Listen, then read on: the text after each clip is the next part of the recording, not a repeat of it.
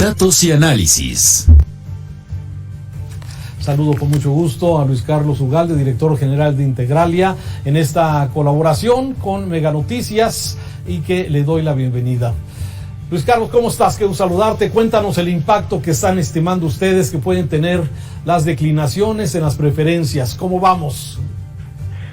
Raúl, buenas tardes. Pues está empezando el periodo final de las campañas. Ahora sí estamos a 2 semanas. Sí. Es decir, en 2 semanas que estemos platicando aquí, Raúl, las campañas habrán terminado el día anterior. O sea, ya estamos en los últimos 15 minutos del partido. Y lo que está empezando a ocurrir, como siempre, es que los candidatos que se dan cuenta que no tienen ninguna posibilidad, y que lo sabían desde el inicio, ninguna posibilidad, algunos están acomodando, es decir, están declinando. Esta semana, en los últimos 10 días, hemos tenido varias declinaciones. Tenemos una lámina que queremos mostrarles, en donde mostramos algunas de ellas. Quizá la más notoria, Raúl, haya sido la declinación de Ricardo Burs, el candidato de Movimiento Ciudadano en Sonora, un candidato que tenía mucha aceptación porque es un candidato muy atractivo, muy fresco, y hace unos días declinó a favor de Ernesto Gándara, el candidato de la coalición del PAN-PRI-PRD. Una declinación muy relevante porque en Sonora el candidato de Morena es Alfonso Durazo. Alfonso Durazo llevaba una ventaja de 4 o 5 puntos sobre Gándara, y todos estiman que con esta declinación o esta suma de Eduardo Burs, Ernesto Gándara puede ganar la elección con facilidad. Una elección competida, pero donde Gándara tendría como el sprint final favorecedor porque genera una suma de buenas voluntades a su candidatura. Esta es la más importante de todas. Hay otras de menor importancia porque, por ejemplo, Tomás Saucedo del Partido Verde en Sinaloa se suma a Rubén Rocha, pero Rubén Rocha es el candidato puntero en Sinaloa, aunque en Sinaloa la elección se está cerrando y el candidato Mario Zamora del PRI viene subiendo, sigue siendo el líder Rubén Rocha, así es que esta declinación es simbólica, pero no es tan relevante. En el caso de Michoacán, Abraham Sánchez, candidato de redes sociales progresistas, es un candidato irrelevante. De hecho, los candidatos de redes sociales progresistas han resultado bastante irrelevantes en todo el país. No hay un solo candidato, Raúl, que para gobernador esté jugando un peso interesante, sea un perfil nuevo, genere atracción, de tal forma que esta declinación en Michoacán es irrelevante. Por cierto, quiero resaltar que hoy sale una encuesta en el diario El Reforma, en primera plana, en donde muestra que Michoacán, que es una tierra con una enorme fortaleza de Morena, el candidato del PRI ya superó al candidato de Morena, y parece que, según esto, va a ser una elección muy cerrada, pero ya el PRI va arriba de Morena en Michoacán, algo muy sorprendente. En el estado de Zacatecas es algo también muy interesante. Viviana Lizardo declina a favor de Claudia Anaya, la candidata del PRI-PAN-PRD. Aquí es interesante porque quizá mucha gente no lo sabe, pero Claudia Anaya empezó 20 o 30 puntos abajo en la contienda. Quiero además decir que, además de ser una mujer inteligente, es una mujer con capacidades diferentes. De hecho, anda en silla de ruedas. Y lo digo no porque sea relevante, lo digo simplemente porque simbólicamente hablando, en pocas ocasiones se tiene que un político que se lanza a una candidatura a gobernador tenga estas capacidades diferentes. Y ella ha logrado remontar y está a pocos puntos del candidato líder, que es el candidato de Morena, David Monreal, hermano de Ricardo Monreal. Y no dudes, Raúl, que pueda generar un momentum y acabar ganando. Se ve difícil, sí, pero simplemente lo resalto porque esta es una elección que también se ha cerrado notoriamente.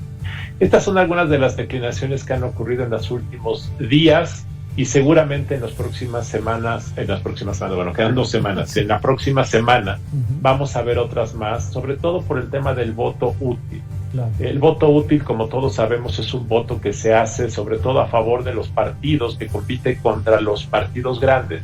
Y en esta elección, por razones obvias, el voto útil va a ser en contra de Morena. Entonces, seguramente esto lo veremos en los próximos días, y esto va a generar que las elecciones de gobernador van a quedar más niveladas y competidas de lo que pensábamos. Oye, Luis, déjame algunas dudas. A ver, en el caso de Sonora, que hacías mención que es lo más relevante, de que renuncia a Burs y se suma, digamos, a Gándara, pero los votos que tenía Movimiento Ciudadano se suman automáticamente, o sea, la gente que tenía una simpatía por Burs y MC, ¿se suman automáticamente a Gándara? No, esto no ocurre. De hecho, Movimiento Ciudadano ya nombró a un candidato sustituto que va a ser el que reciba los votos de Movimiento Ciudadano. Las boletas electorales ya no se pueden reimprimir, es decir, la boleta electoral va a decir Ricardo Burs, pero realmente el candidato oficial es otro ya.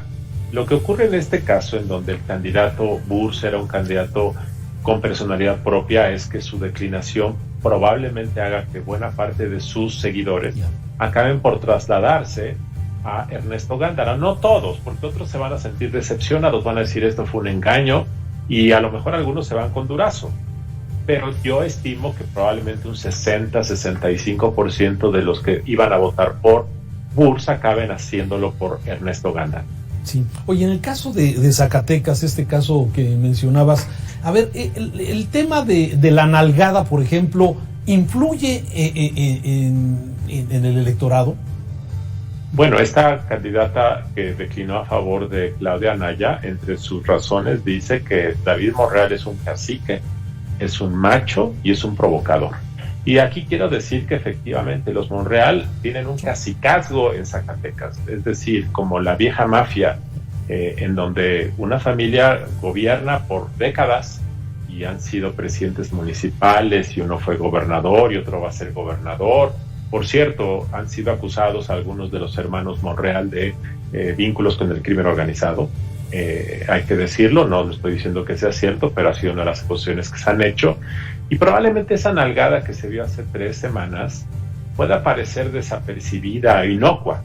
Pero también hay gente que piensa que es un estilo político de dominación, de cacicazgo, de frivolidad. No lo sé, no quiero juzgar, no quiero exagerar algo, pero también es cierto que puede ser indicativo. Lo que sí me queda claro es que los Monreal se comportan y actúan, y en parte lo hacen porque tienen el poder político y económico como dueños de un rancho grande, y ese estilo político de los caciques se traduce comúnmente en un estilo de gobernar. Entonces los electores de Zacatecas sabrán que votando por esa persona probablemente voten por un cacique, y los caciques comúnmente son patrimonialistas y no les gustan los contrapesos, y eso hay que tenerlo en el radar.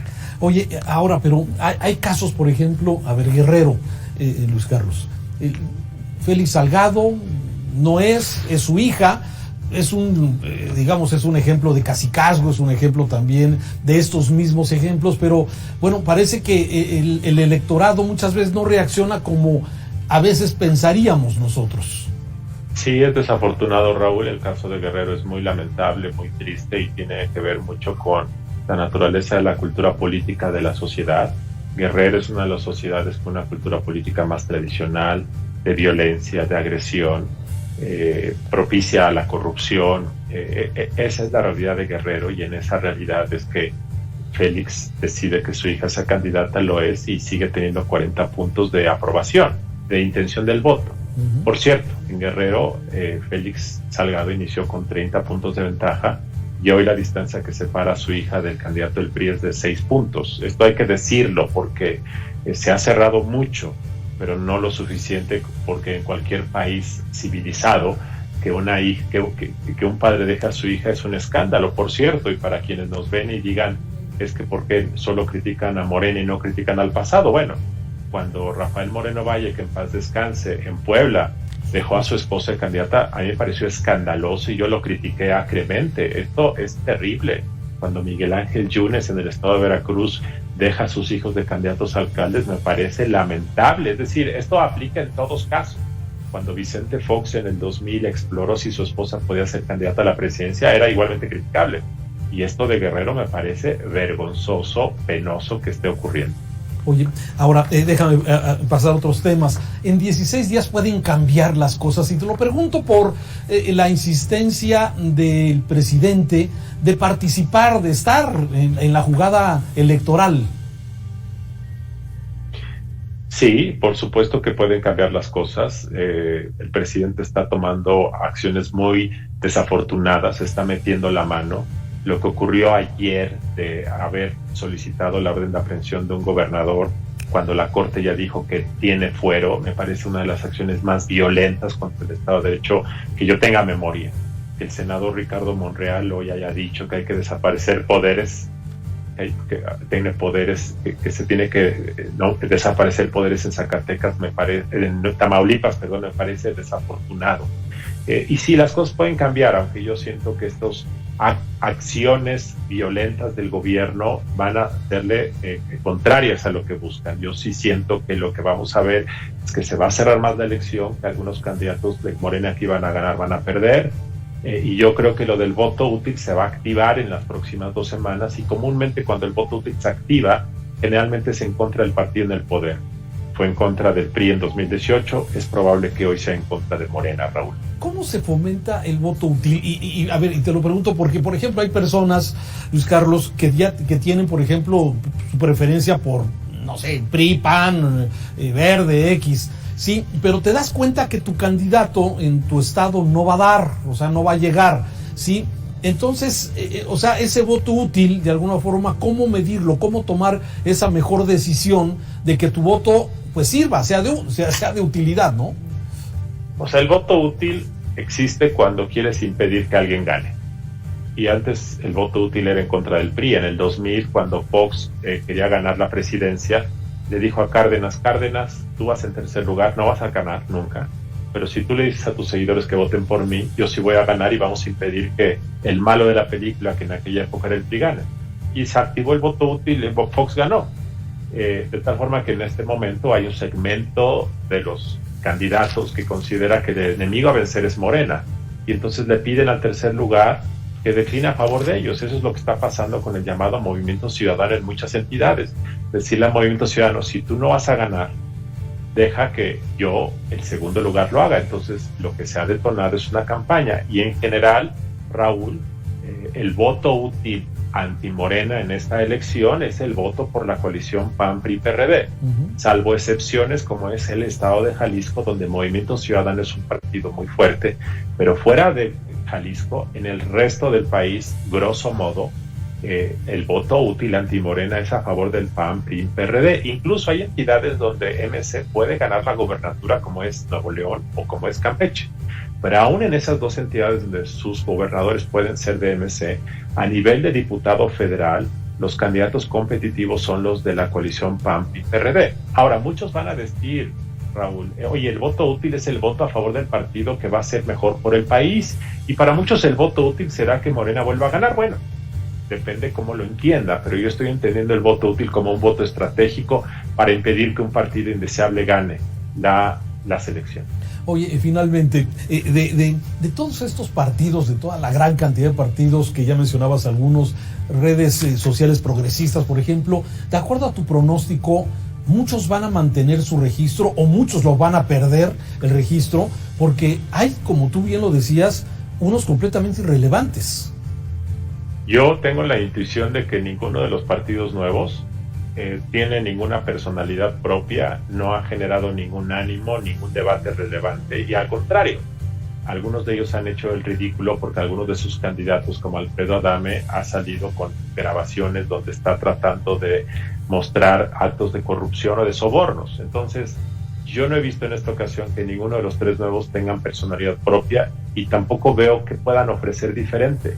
Y además los 3 se mostraron proclives a apoyar a la llamada Cuarta Transformación. Entonces, si yo soy seguidor de López Obrador, ¿para qué voy a votar por Fuerza por México si puedo votar por Morena? Entonces, yo tengo la intuición de que ninguno de los 3 va a alcanzar el registro, o lo van a perder en la primera elección. Incluso pienso que en el caso del Partido Verde, yo tampoco veo que ofrece el Partido Verde. Si yo soy simpatizante de López Obrador, ¿por qué le doy mi voto al Partido Verde? Mejor se lo doy al presidente, sobre todo cuando el Partido Verde hace 3 años era aliado de Enrique Peña Nieto. Entonces es una incongruencia que si tú eres simpatizante de López Obrador, le des el voto al Partido Verde. Yo no veo ninguna razón para que el Partido Verde tenga atractivo, pero digamos, yo siento que 2, 3 o hasta 4 partidos pueden perder el registro en esta elección. Bien, y bueno, déjame, por así te digo que es la última. A ver, el uso faccioso de las instituciones del gobierno, por ejemplo. A ver, lo vimos en el sexenio de Peña Nieto, utilizar también la fiscalía para acusar a Ricardo Anaya, en aquel entonces candidato a la presidencia, y realmente esa acusación de que recuerdo de unas inversiones de unas bodegas en Querétaro, algo así, si mal no me acuerdo, sí, y de alguna forma pues eso hizo que el candidato se descarrilara su candidatura. Hoy vemos que se está utilizando lo mismo, la fiscalía, para, de alguna forma golpear al tema de Samuel García Nuevo León. Hoy vemos el caso de Tamaulipas, independientemente de que sea culpable o no, que no tengo yo mayor información al respecto, pero utilizar en este momento las instituciones con un fin político electoral, ¿o cómo lo ves tú, Luis Carlos? Yo siento, Raúl, que estamos viviendo la elección más contaminada y más sucia en algún sentido por la intervención del gobierno de forma descarada y violentando el Estado de Derecho. Lo que hizo Peña Nieto en 2018 fue una intervención totalmente abusiva que trastocó la elección y trastocó los números. Yo creo que López Obrador iba a ganar de cualquier manera, pero no hubiese ganado por el margen que tuvo y no hubiese habido tal desbalance si esa intervención de Peña Nieto no hubiese ocurrido. Muchos piensan incluso que esta es la razón de un posible pacto entre López Obrador y Peña, que esa es la demostración de que en realidad Peña lo que quería era inflar a López Obrador, y cuando atacó tanto a Ricardo Anaya, en lugar de beneficiar a Mid, que era el candidato del PRI, acabó por beneficiar a López Obrador. Esa es una historia pasada muy criticable, pero lo que está ocurriendo ahora, que estén pidiendo la detención de un gobernador cuando tiene fuero, ya lo dijo la Suprema Corte, me parece terrible. Yo nunca lo había visto. Cuando el presidente todos los días en su mañanera ataca a los partidos de oposición, yo nunca lo había visto. Viola la Constitución todos los días. Y esto ya es ahora. Yo tengo la impresión que esto le va a ser contraproducente al presidente y que probablemente lo que él busca, que es debilitar a los partidos de oposición, quizá ya esté generando una animadversión de segmentos del electorado que digan, este presidente quiere hacerla la mala. En Nuevo León simplemente Samuel García ha crecido como la espuma. Así es que no creo que esto esté teniendo el efecto que hubiera querido López Obrador. Sí, lo catapultó de alguna forma, ¿no? O sea, de alguna forma meterlo en esto. Que por cierto, hablando de Jalisco, ahora que lo mencionabas, sí, Pablo Lemus, que es el candidato fuerte a la alcaldía de Guadalajara, está quejándose de que hay ya una intimidación directamente del gobierno a través del SAT sobre sus declaraciones del 2012, 2013, y esto, pues orquestado aparentemente por la delegada de Morena en Jalisco, que es Jacob Polemski, que tú la conoces bien. Es muy desafortunado todo lo que está pasando, Raúl. Él es el uso del aparato del Estado para amedrentar. Y por cierto, tengo que comentar algo más. Además del uso del Estado para amedrentar opositores, estamos ahora viendo el uso del crimen organizado para amedrentar. Y esto es muy preocupante. Todos los asesinatos políticos que hemos visto en esta temporada es amedrentamiento del crimen organizado. Esto es otra cosa, esto es una faceta paralela muy, muy dañina que ya estamos viviendo. Y esto creo que hay que tenerlo en mente. Y otra cosa que hay que tener en mente y que ha pasado desapercibido también, Raúl, es que en algunos casos hay candidatos que efectivamente podrían estar vinculados con el crimen organizado y que pueden ser próximos gobernantes. Me refiero sobre todo al caso de San Luis Potosí, un caso en donde un candidato del Partido Verde puede ser el próximo gobernador. El día de hoy el periódico Reforma trae en su primera plana la noticia de que Octavio Pedrosa, que es el candidato de la coalición PAN-PRI-PRD, y Ricardo Gallardo, candidato del Partido Verde a gobernadores de San Luis Potosí, están empatados en 38 puntos. Cualquier cosa puede pasar, la moneda está en el aire, pero a mí me preocupa muchísimo que por primera vez alguien que ha sido señalado por más de 10 años como presunto integrante de grupos del crimen organizado pueda ganar la gubernatura, y eso es la penetración ya directa que podemos tener en las esferas del poder político en México. Caramba. Luis Carlos Ugalde, vamos a regresar contigo en un rato, muchas gracias. Vamos a continuar en este programa, hablar un poco con algunos de los aspirantes en esto que nos has tú dado esta radiografía excelente.